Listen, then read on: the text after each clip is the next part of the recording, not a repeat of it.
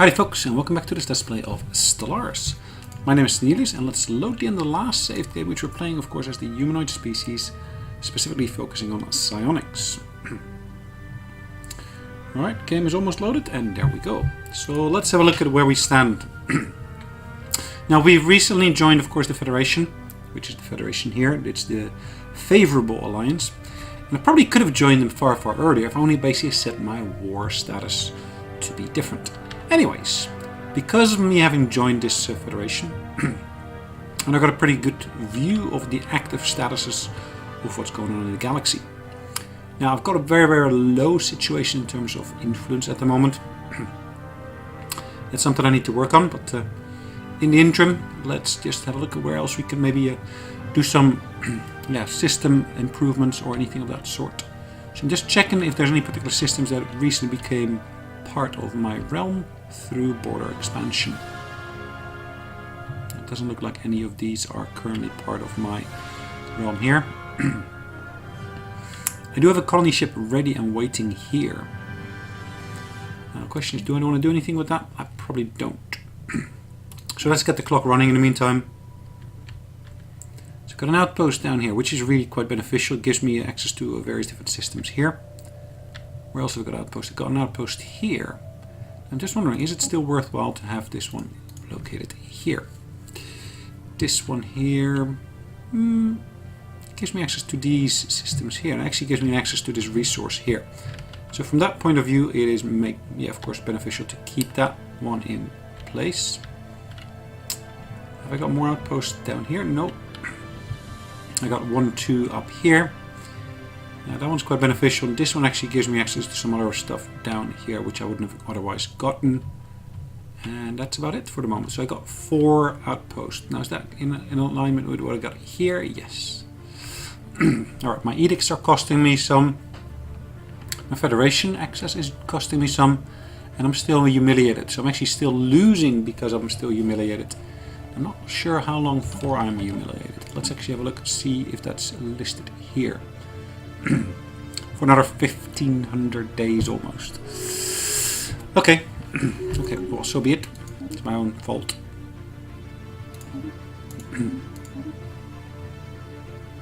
My leader has gained a level. Perfect. Now let's check up on all of our worlds, making sure there's nothing in terms of upgrades that we actually haven't actually applied yet. All these seem to be quite happy, so that's good. Okay, the level. This gentleman here. Do I know them? Are they part of my Federation? No, they're not. The Calazan Republic, and that's these guys here. Now, they're not part of the Federation I'm part of. So I'm quite inclined to say, well, no, I'm not going to do that one. Let's collapse the sectors here for a second. Let's actually have a look at our science vessels. They're both supporting my efforts here, so that's good. That ship is still ready and waiting here. I can do an upgrade here. That's good. And that's actually on Earth. So I'm actually gonna... I'm quite inclined to decline this one, but would it make a difference? Probably not. Let's keep him on relatively good terms, so let's just see where that leads to.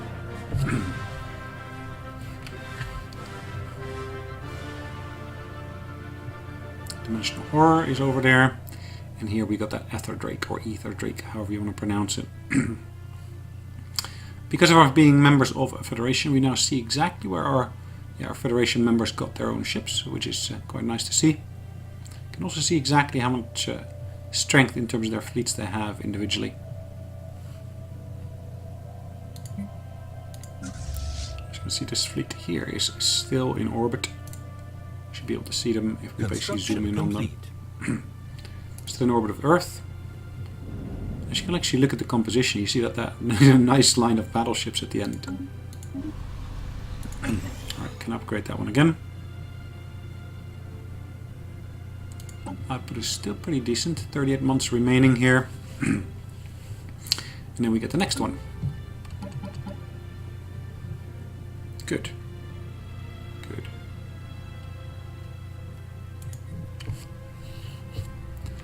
my next move here? Now I got a fairly decent level in terms of energy credit. In terms of yeah, minerals is even better.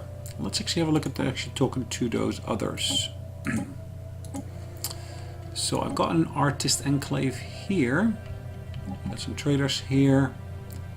I've got some curators here as well. Now which of these two do I want to basically get friendly with? The logos are slightly different. They're not massively different, but they are slightly different still. Let's just double check where this one is compared to this one. Okay, they're both on that side here. I think I'm gonna get friendly with this guy here. Interesting preparing new star charts. What else do you have to offer? Can you edit our research? It's gonna cost me energy credits. Now, ideally I'd like to be able to get this one here. Could we recruit one of your scientists? Let's see what it basically would cost. It's all energy credit, isn't it? Their opinion does jump up because of that. So that is plus 25,000. So let's have a look at what else we could do here. I'm not in need of any scientists at the moment, so maybe I should just leave it as is. But I could of course deal here with the artists. I can basically get another piece of work commissioned. It's going to cost me 25 influence, which is not bad. It does improve their opinion of us, and we get access to an art monument with the following happiness, of course increase in happiness, and migration attraction is increased. Cool. The question is, which world do I want to place that on? Ah, we completed some research. Food is boosted by a nice percentage. Now look at that. Chemical bliss. I'm not sure I want to go and buy this one because that's more like, yeah, a drug.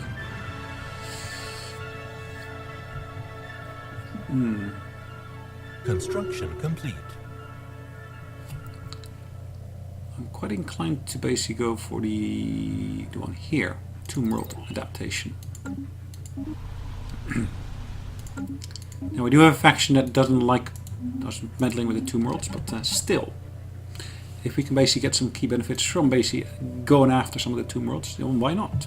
So it's 22 months for that research to be completed. The next one after that should of course be the unveilance of the neutronium ore. It's probably related to the neutronium armor as well.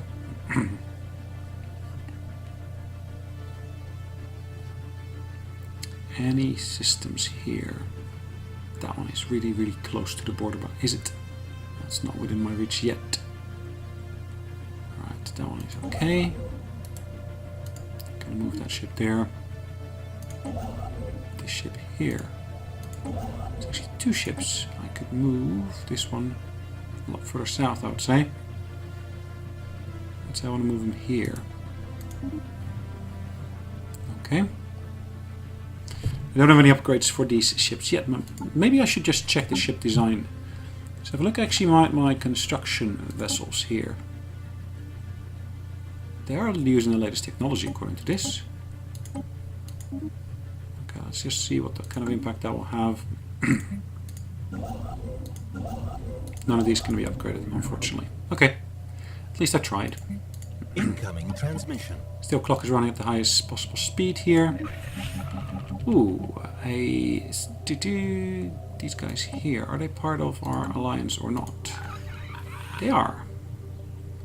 Ooh, we can kick them from the Federation. You can start a vote to kick them from the Federation. Do we want to do that? Probably not. Council of Riga is the current president of the Federation. In terms of armies, we are at relatively low level, 62 in terms of armies itself. Opinion of us is pretty high amongst pretty much all of them. The highest seems to come from the Exter Foundation. Okay. Ships, in terms of ships, where do we stand? We have got 90 ships. That number of ships is not necessarily always the best indicator though. We got 90 military vessels, but that doesn't necessarily mean that they've got the high strength or worse strength. Let's keep that clock again running at a higher level. These guys here.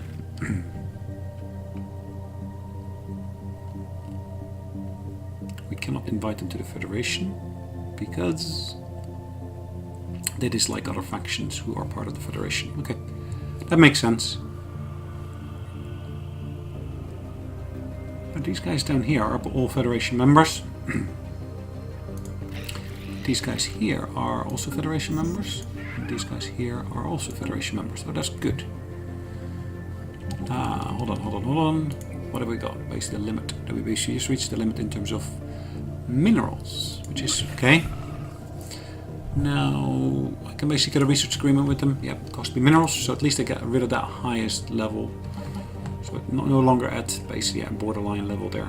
So let's have a look at our actual structures here. Right, that seems to be okay. If I look at this world here though, the space station here has been built. Now it's not all got all the upgrades yet, so let's get those upgrades into place.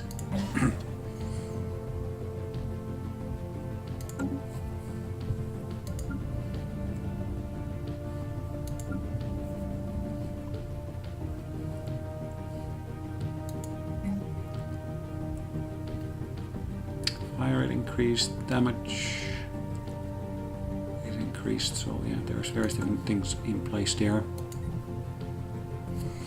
But let's get that clock speed up again towards its highest. How far off are we from these bits of research? 4 months and 6 months. So it looks like there's been a bit of a catch up here in terms of some of this. That probably is also to do with the research agreement we have. It's our High Inquisitor that gives a bonus. This one here has got benefits from a research institute. Yeah, okay, that makes sense. Okay. So which planet is actually displaying relatively low happiness now? Which one? Do I see an actually happiness indicator on here? I don't really, do I? But if I look at each individual planet by itself, I do already get an indicator as to certain of the benefits or resources. Ooh, okay. Neutron torpedo. I haven't got too many torpedoes as such. Building cost reduced. Let's go for that resource unveiled, I guess. Yep.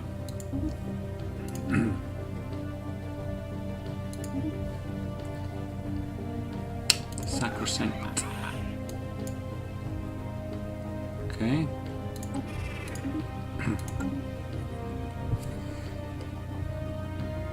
So declare these guys here, they're a rival basically. So that makes sense, I guess. Let's just double check on these settings here. So this one's got a negative status in terms of power generation. This one's migrating, which, yeah, okay, that's fine. Energy nexus. Now that one's got resources here it is generating.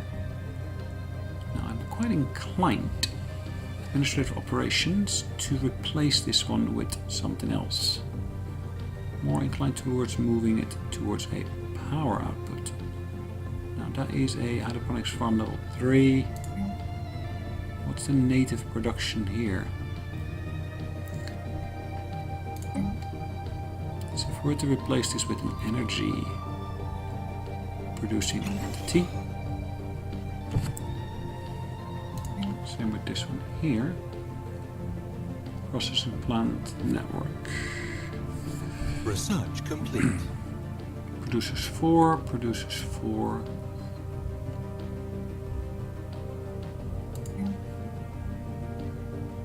High quality minerals. So in reality I should be able to do... Oop, okay, bear with me 1 second. Let's have a look at these. Completed our research here. Tomb world habitability increased. Good. Ecological adaptation. Allows us to terraform inhabited planets. Army upkeep is reduced by 10%. How much are we paying towards army upkeep? Not that much, but still. I'm gonna go for the ecological adaptation here. Relatively quick one, as you will see.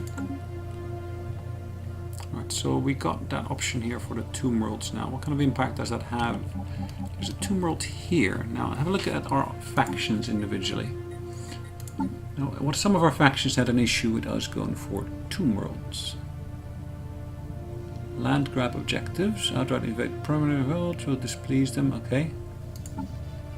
Strategic resource dominance.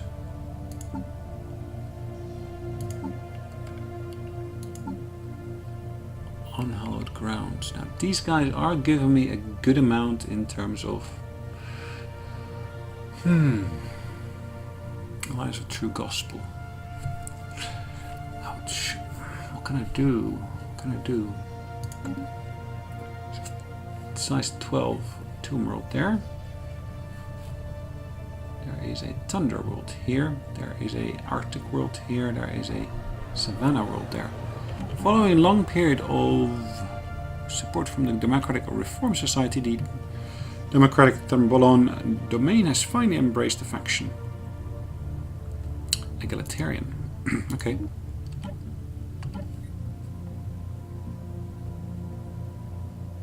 There is an arid world here. Is that right? Hold on, hold on, hold on. Which one is Incoming this one or that transmission. one? This one here. Interesting. So who do I want to colonize this with? These guys up there, though, those look to be very, very suitable for this. They are, of course, idle at the moment.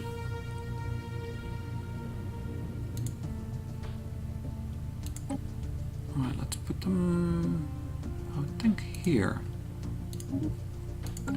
Those are the guys I uplifted earlier. Now what that does mean, I need to basically choose a world to basically add to one of the other sectors. And this one here.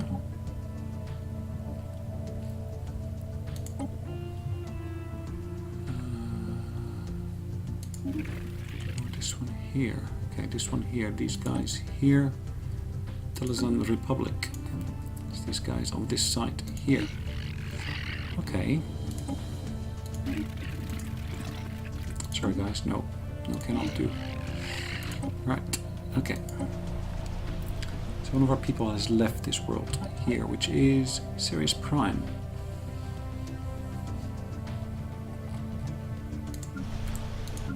I do have... If I look at the worlds themselves, if I look over here, this one's got, in terms of... It doesn't say anything about food here, does it? It says about, yeah, all the key resources. No, actually it does say something about food. 15, 14, 36. So this one is really, really heavily invested in food. And as you can see, I don't need so much food production anymore as I had originally. So this one I can upgrade. This I can replace here. With maybe also some more energy production.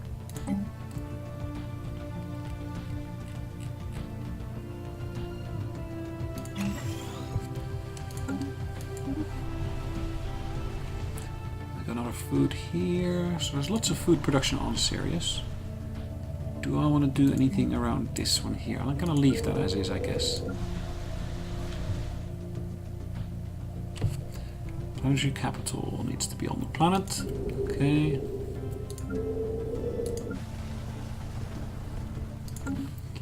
So which planet that I have colonized thus far would I want to add to a sector? Let's say...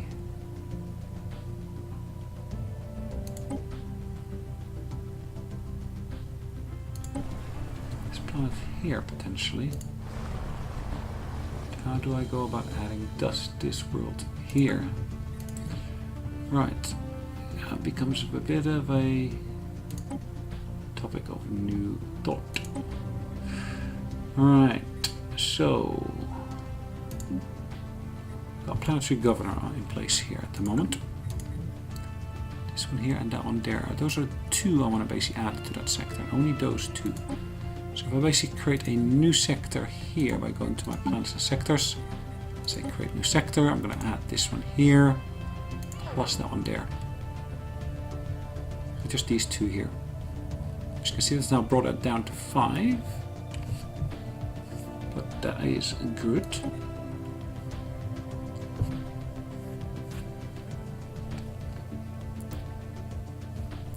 I should now have an extra leader left. So at the moment, as you can see, there's no one assigned here, but I should have 2 available leaders. One's resilient and that one is available. Now let's choose this one here.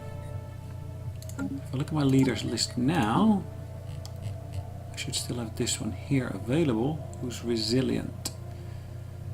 Right, I'm going to basically dismiss him or her. Yep, perfect. Now I would like to be able to start having an army of some sort. Exalted priesthood, corporate dominion, and of course efficient bureaucracy. Right, let's kick that game speed up again to the fastest. Colonization in progress. There's a thunderbolt here as well, which I actually haven't touched yet. I could as well colonize this one here. As you can see, these guys here are really high up on the list of possible candidates. This one's orbiting Earth at the moment. I could as well send people here. Incoming transmission. Let's place it here. Yep. Quite happy with that. Thank you. Now, what have I reached the limit for? Sorry, it says this is for minerals once again. So let's see what actually happens with those colony ships that are now en route. Complete. Now at -2 in terms of energy, because of course I'm colonizing a world. And in terms of research, I am 13 months off from the next item of research to be completed. Now 12. Now looking at the clock though, it looks like it's about time for us to basically call it a day. So what we're going to do here is we're first off basically going to go back to the sectors list here. Now this sector here I'm going to rename, and I'm basically going to name this the Eastern Sector.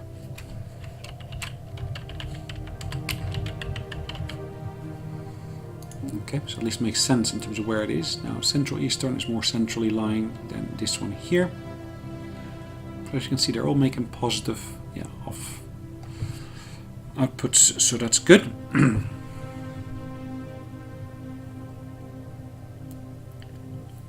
I'd like to be able to harvest more of the energy. So as you can see, that basically should give me now, as you can see, a positive balance here. Whatever they do with the minerals, it's ultimately down to them. But yeah, I need some more energy from somewhere, so if I can get that from my sectors, it's great. I did say earlier we're just going to call it a day, so I'm going to basically go back to the actual menu and basically say thanks again for joining me. Hopefully you did enjoy it, and look forward to seeing you on the next episode. In the meantime, take care. Bye bye.